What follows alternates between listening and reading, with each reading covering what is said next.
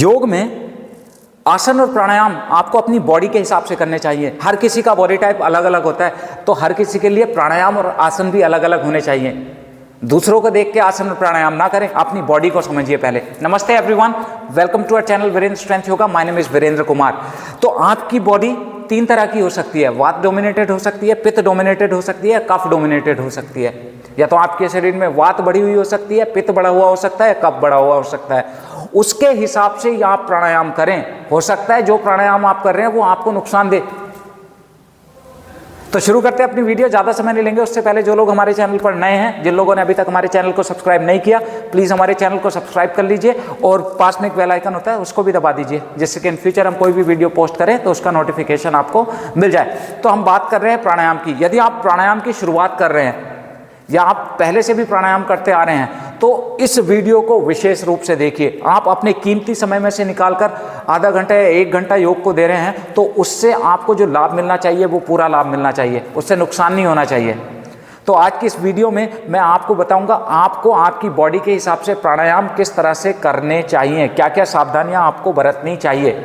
अब देखिए, जैसा मैंने बता दिया है, बॉडी टाइप 3 तरह का होता है, वात प्रधान, पित्त प्रधान और कफ प्रधान। ये तो आपका बॉडी टाइप हुआ। अब आपको मैं बताऊंगा किस तरह से होता है। अब दूसरा, प्राणायाम में कुछ प्राणायाम होते हैं जो आपके शरीर में गर्मी बढ़ाते हैं, कुछ प्राणायाम होते हैं जो आपके शरीर में शीतलता बढ़ाते हैं, कुछ प्राणायाम होते हैं जो आपके शरीर को सम करते हैं। अब इनको कैसे रिलेट करें? कुछ प्राणायाम में आपने देखा होगा फास्ट ब्रीदिंग होती है, कुछ प्राणायाम में हल्की ब्रीदिंग होती है, कुछ प्राणायाम में श्वासों को रोका जाता है। तो वो कहाँ कहाँ करना चाहिए, इन सभी चीज़ों का आप बड़ी ध्यान से समझ लीजिए आज।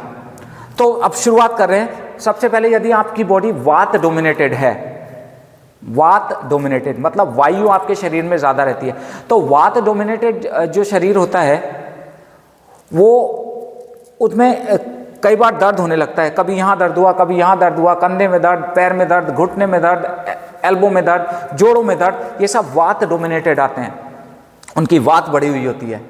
तो उसके लिए आपको कुंभक का अभ्यास करना चाहिए। जिन प्राणायाम में कुंभक होता है, मतलब जो भी आप प्राणायाम कर रहे हैं उसमें श्वासों को रोकिए। कुंभक का मतलब श्वासों को रोकिए।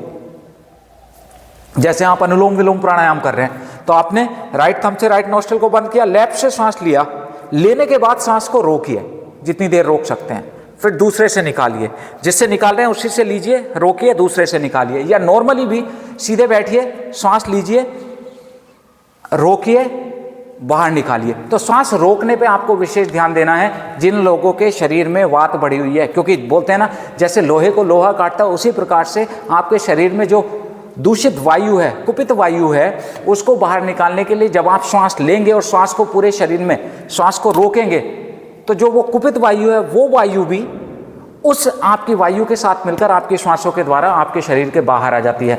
इस अभ्यास को आपको थोड़ा लंबे समय तक करना चाहिए, है ना। तो पित्त डोमिनेटेड वाले जितने भी लोग हैं वो श्वास रोकने पे ज़्यादा फोकस करें। सॉरी, वात डोमिनेटेड वाले जिनकी वायु बढ़ी हुई है वो श्वास रोकने पे ज़्यादा फोकस करें, कुंभक का अभ्यास ज़्यादा करें। अब पित्त डोमिनेटेड जो हैं, पित्त डोमिनेटेड मतलब शरीर में जिनके गर्मी बढ़ी हुई है, गर्मी बढ़ने से आपको क्या हो सकता है, आपको एसिडिटी बन सकती है, आपको बुखार आता है, आपके पिंपल्स होते हैं चेहरे पे बहुत ज़्यादा। उनको किस तरह से, उनको शीतलता देने वाले प्राणायाम करने चाहिए। शीतलता देने वाले प्राणायाम कौन कौन से होते हैं? शीतकारी हुआ, शीतली हुआ, ये शीतलता देने वाले हैं। चंद्रभेदी प्राणायाम हुआ, क्योंकि देखिए हमारे ये 2 नोस्ट्रिल हैं, इसको भी ध्यान से समझो। लेफ्ट हमारा चंद्र स्वर है और चंद्र का जो धर्म होता है वो होता है ठंडक देना, शीतलता देना, और राइट नोस्ट्रिल सूर्य स्वर है, सूर्य का जो धर्म है वो गर्मी देना है शरीर को। तो चंद्रभेदी प्राणायाम मतलब राइट को बंद करो, लेफ्ट से सांस लो, राइट से निकालो, लेफ्ट से लो, राइट से निकालो, तो ये आपके शरीर को शीतलता देगा। शीतली प्राणायाम कर सकते हैं जिसमें जीभ को मोड़ के ऐसे श्वास लेते हैं। अलग अलग प्राणायाम की मैंने वीडियोस बना के पोस्ट की हुई हैं, इन सभी प्राणायाम की, वो आप हमारे चैनल पर देख सकते हैं। आज का मेरा जो मेन लक्ष्य है वो है आपको कॉन्सेप्ट क्लियर कर देना।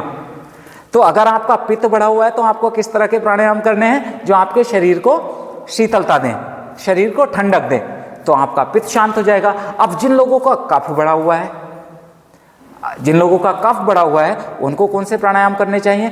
कफ में मतलब सर्दी हुई, खांसी हुई, जुकाम हुआ, इस तरह से जल्दी जल्दी आपको जुकाम हो जाए, साइनस की समस्या है, उन लोगों को वो प्राणायाम करने चाहिए जिससे आपके शरीर में गर्मी बढ़े, है ना। गर्मी बढ़ेगी तो आपका कफ अपने आप शांत हो जाएगा। तो उसमें कपालभाति हुआ, भस्त्रिका हुआ, फास्ट फास्ट इस तरह से इनहेल एक्सहेल फास्ट फास्ट, इस तरह के सूर्य भेदी, मतलब लेफ्ट को बंद किया, राइट से सांस लिया, लेफ्ट से निकाला, राइट से लिया, लेफ्ट से निकाला, इस तरह से ये हुआ सूर्य भेदी प्राणायाम। तो अब आपको पता लग गया आपका शरीर यदि वात डोमिनेटेड है तो कौन सा प्राणायाम करना है, पित्त डोमिनेटेड है तो कौन से प्राणायाम करने हैं। योग में बहुत सारे प्राणायाम हैं। अब कॉन्सेप्ट समझिए, किस कॉन्सेप्ट को समझ के देखिए, जैसे बचपन में बोलते थे ना, चीज़ों को रटना नहीं है। अगर आप रटोगे तो हो सकता है भूल जाओ, पर अगर कॉन्सेप्ट समझ जाओगे एक बारी में तो फिर आप कभी गलती नहीं करोगे। तो अब मैंने ये बता दिया आपको। दूसरा, प्राणायाम करते वक्त कभी भी जल्दबाजी ना करें। जल्दबाजी अगर आप करते हैं, देखिए आसन से तो नुकसान होता ही होता है, प्राणायाम अगर आप गलत करते हैं तो आपको बहुत नुकसान का सामना उठाना पड़ सकता है। तो प्राणायाम को पहले सही से सीख लीजिए। हमने सारे प्राणायाम की लगभग वीडियो बना के अपने चैनल पे पोस्ट की हुई है, उसकी टेक्निक समझिए, है ना। एक बार समय को इन्वेस्ट करिए। आप रोजाना 1 घंटा किसी प्रैक्टिस को देने वाले हैं तो सही तरीका क्या है कि पहले आप 5 से 10 मिनट उसकी सही टेक्निक, सही ज्ञान ले लो, जिससे आपके वो रोजाना का 1 घंटा खराब ना हो। जो ये 1 घंटा आप रोजाना दे रहे हो उसका आप फ्रूटफुल अच्छे रिजल्ट प्राप्त कर सकें। ठीक है जी। तो अब मैंने आपको आपकी बॉडी के हिसाब से बता दिया है प्राणायाम कैसे करना है। प्राणायाम खाली पेट करने चाहिए। सुबह सुबह खाली पेट प्राणायाम करोगे तो बहुत लाभ मिलेगा। और यदि आपको शाम के समय प्राणायाम करने हैं तो आपको जो प्राणायाम करने चाहिए वो प्राणायाम खाना खाने के लगभग 2 से 3 घंटे बाद करने चाहिए, तो आपको सही लाभ मिलेगा। तो आज मैंने ये आपको बहुत ज़रूरी जानकारी दी है। इस ज़रूरी जानकारी को देखिए, लोगों तक शेयर करिए अच्छी लगी है तो। और अगर आपको कोई डाउट है तो नीचे कमेंट में लिखिए, मैं कोशिश करूंगा अगर कमेंट को पढ़ूंगा तो आपके लिए उस क्वेश्चन का आंसर भी कर दूंगा। और किसी और टॉपिक से वीडियो बनवाना चाहते हैं तो भी कमेंट में लिख दीजिए, हम कोशिश करेंगे उन कमेंट को पढ़ के आपके लिए वीडियो बना दें। तो आज के लिए बहुत ही इंपॉर्टेंट वीडियो थी। आज के लिए तो बस इतना ही, मिलेंगे अपनी नेक्स्ट वीडियो में, तब तक के लिए नमस्कार।